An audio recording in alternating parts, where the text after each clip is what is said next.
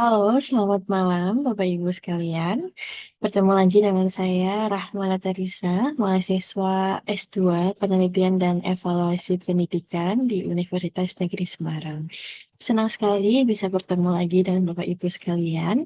Pada kesempatan kali ini kita akan melanjutkan apa yang sudah dibahas pada pertemuan sebelumnya, yaitu sebelumnya kita sudah membahas perbedaan dua konsep penting, yaitu multirepresentasi dan juga gaya belajar.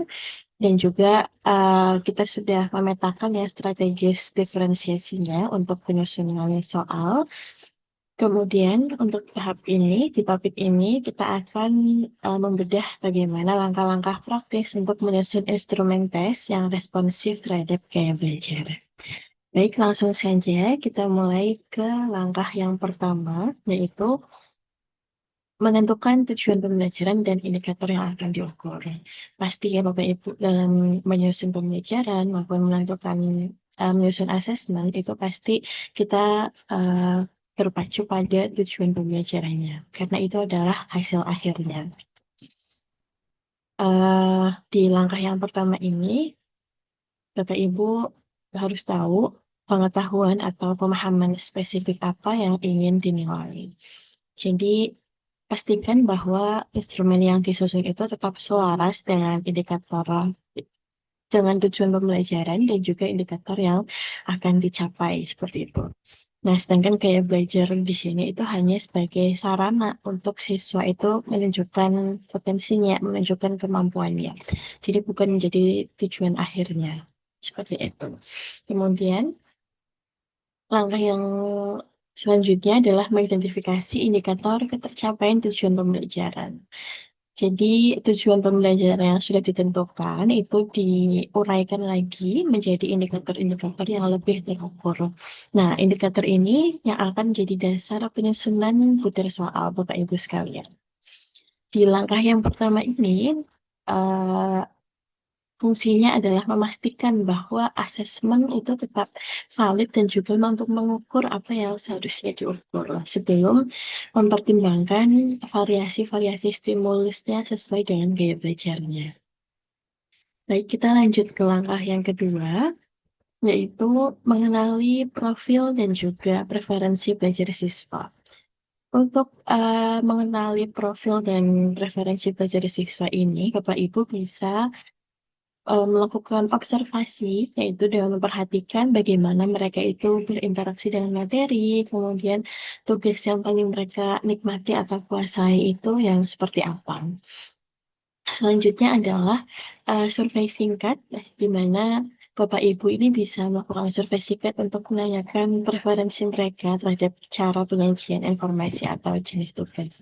Bisa dengan melemparkan pertanyaan eh, ketika di kelas untuk mengetahui mereka itu paling menikmati belajar dengan cara yang bagaimana. Selanjutnya, bisa juga melalui kuesioner, menyebar kuesioner gaya belajar sebagai gambaran umum awal preferensi belajar siswa yang ada di kelas Bapak Ibu itu cenderung bagaimana. Seperti itu. Bisa jadi di kelas ternyata mayoritas hanya eh, siswa memiliki gaya belajar visual dan kinestetik gitu. Bisa jadi juga di kelas lainnya ternyata gaya belajarnya adalah eh, aural atau auditory dan juga visual.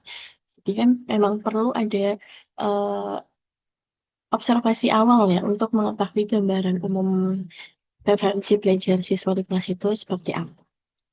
Atau bisa juga dengan menggunakan analisis hasil asesmen sebelumnya. Jika sebelumnya itu sudah pernah eh, menyebar kuesioner gaya belajar, kalau sudah punya data gaya belajar siswa, itu bisa dipertimbangkan juga pada langkah yang kedua ini.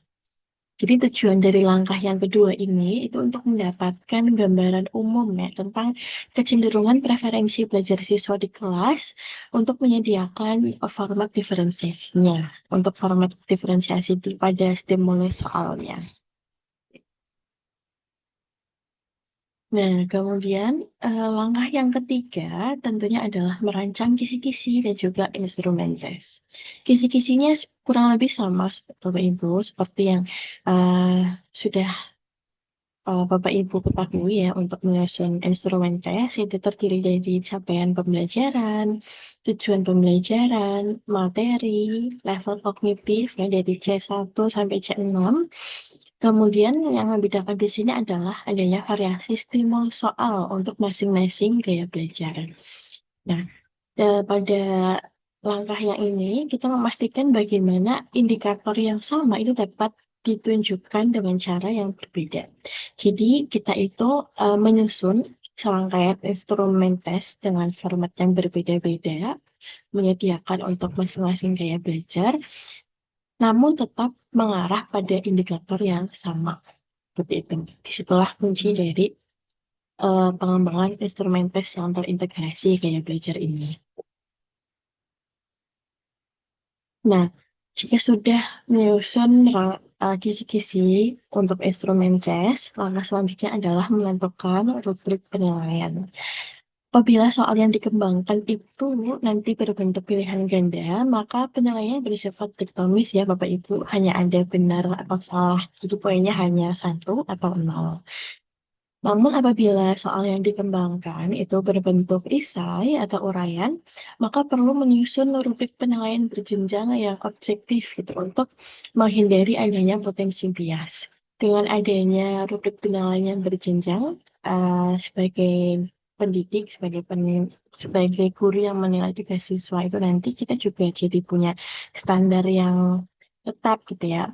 Jadi semua siswa itu mendapatkan kriteria penilaian yang sama. Seperti itu.